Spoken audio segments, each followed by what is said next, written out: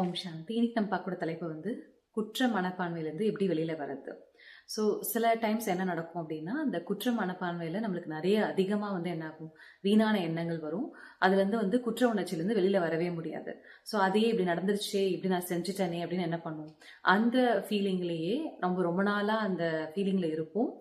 அதனால மற்றவங்களுக்கும் வந்து அது கஷ்டமா இருக்கும். இல்ல உங்களுக்கே நம்ம என்ன பண்ணிப்போம், இந்த குற்ற உணர்ச்சியில என்ன ஒரு பிரச்சனை அப்படின்னா, தனக்கு தானே நிறைய வந்து துக்கம், அந்த வேதனை வந்து அதிகமா இருக்கும். ஏன்னா நம்ம என்ன பண்றோம், நம்மளே நம்ம பிளேம் பண்ணிக்கிட்டே இருப்போம். நம்ம ஒரு ஜெயில போட்டு பனிஷ்மெண்ட் கொடுத்துட்டு இருக்கிற மாதிரி தான் கணக்கு. ஸோ நம்ம என்ன சொல்லுவோம் அப்படின்னா, அந்த குற்ற உணர்ச்சி வந்து நீங்க என்ன பண்ணுங்க, நீங்க வந்து ரியலைசேஷன், அதாவது செல்ஃப் ரியலைசேஷனுக்கு மாத்துங்க.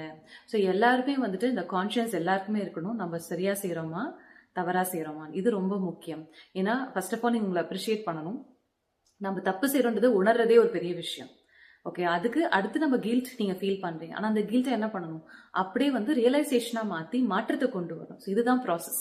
First realise, reflect and transform. So தப்பு என்னன்னு ஃபர்ஸ்ட் புரிஞ்சுக்கணும். நான் தப்பு பண்ணனான்றது அதை ரியலைஸ் பண்ணி ஏற்றுக்கிற மனப்பான்மை ஒன்று வேணும். ரெண்டாவது, அதை பத்தி யோசிச்சு நான் என்ன மாற்றம் கொண்டு வரலாம்னு கொஞ்சம் ரிஃப்ளெக்ஷன் பண்ணி அதை பத்தி டீப்பா யோசிக்கணும். மூன்றாவது, அந்த டிரான்ஸ்ஃபர்மேஷன், அந்த மாற்றத்தை கொண்டு வரணும். ஸோ சம்டைம்ஸ் என்ன நடக்கும்னா, இந்த ஃபர்ஸ்ட் ப்ராசஸ்லேயே நம்ம என்ன பண்ணிடுறோம், ஸ்டக் ஆயிடுறோம். ஒரு விஷயத்த நான் தப்பு பண்ணிட்டேன்னு உணர்ந்துட்டு அதுலேயே அங்கேயே நிற்கிறோம். மற்ற செகண்ட் ப்ராசஸ், தேர்ட் ப்ராசஸ்க்கு போறதே இல்லை. ஸோ அந்த ஃபர்ஸ்ட் ஸ்டெப்லேயே நின்றுறோமே, செகண்ட் ஸ்டெப், தேர்ட் ஸ்டெப்க்கு போறதே இல்லை.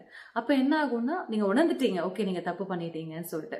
ஆனா என்ன ஆயிடுது, அந்த குற்ற உணர்ச்சியில போகும்போது ரொம்ப வந்து என்ன ஆகுது, நிறைய வீணான எண்ணங்கள், அந்த எண்ணங்கள் அதிகரிச்சு அதிகரிச்சு அந்த வீணான ரொம்ப நெகட்டிவான தாட்ஸ், ரொம்ப நம்மளோட பர்சனாலிட்டியே நம்மளே நம்ம என்ன பண்றோம், ரொம்ப நெகட்டிவா பார்க்க ஆரம்பிச்சிரும். நம்மளோட நல்லதை எல்லாம் நம்ம என்ன பண்றதை பார்க்காம கெட்டதை மட்டுமே பார்த்துட்டு இருக்கோம்.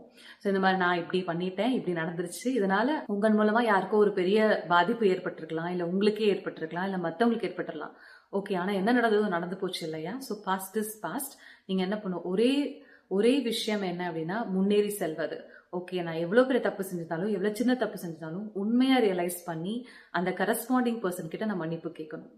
என்னால கேட்க முடியலையா, நான் வந்து கடவுள்கிட்டயாவது மன்னிப்பு கேட்கணும்.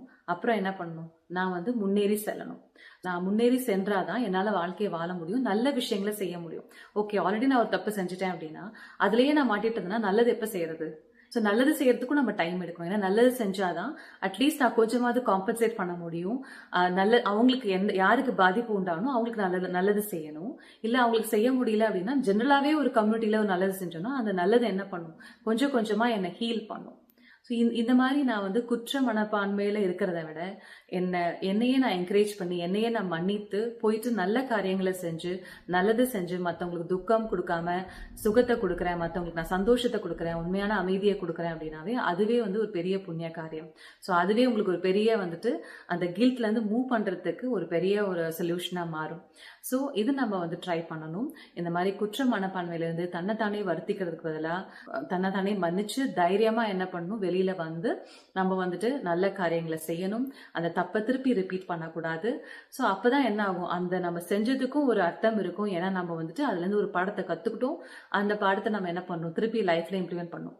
ஆனா இதுக்கு பதிலாக நம்ம வந்து குறை சொல்லிக்கிட்டே இருந்தோம், குத்தம் சொல்லிக்கிட்டே இருந்தோம் அப்படின்னா அதனால இன்னும் நெகட்டிவ் கர்மா தான் நான் அக்யூமுலேட் பண்றேனே தவிர நான் முன்னேறி செல்றதுக்கு எனக்கு வாய்ப்பே இல்லை. ஏன்னா நம்ம இதுலயே இருந்தோம் அப்படின்னா இதன் மூலமா எந்த பலனும் கிடையாது. ஏன்னா எனக்கு தான் இன்னும் நெகட்டிவிட்டியே வருது. குற்ற மனப்பான்மையை விட்டுட்டு நம்ம என்ன லெசன்ஸ் கத்துக்கிட்டோம் அந்த லெசன்ஸை கத்துக்கிட்டு சின்சியரா அந்த தப்பை ரிப்பீட் பண்ணாம எவ்வளவு தூரம் நம்ம அந்த பாடங்களை வந்து நம்ம லைஃப்ல யூஸ் பண்றோமோ அவ்வளவு தூரம் நம்ம என்ன பண்ணலாம், முன்னேறி செல்ல முடியும், அமைதி லைஃப்ல வரும். ஸோ நம்ம வந்து கில்ட் பண்ணிட்டே இருக்கிறோம் அப்படின்னா கண்டிப்பா அமைதி இருக்காது. கில்ட், அந்த குற்றமானதனை விட்டுட்டு நல்ல காரியங்களை செய்யணும், மன்னிக்கணும், பாடத்தை கத்துக்கணும், முடிஞ்ச வரைக்கும் மற்றவங்க நல்லது செய்யும் போது தானாவே அந்த அமைதி வந்து மனசுல வரும்.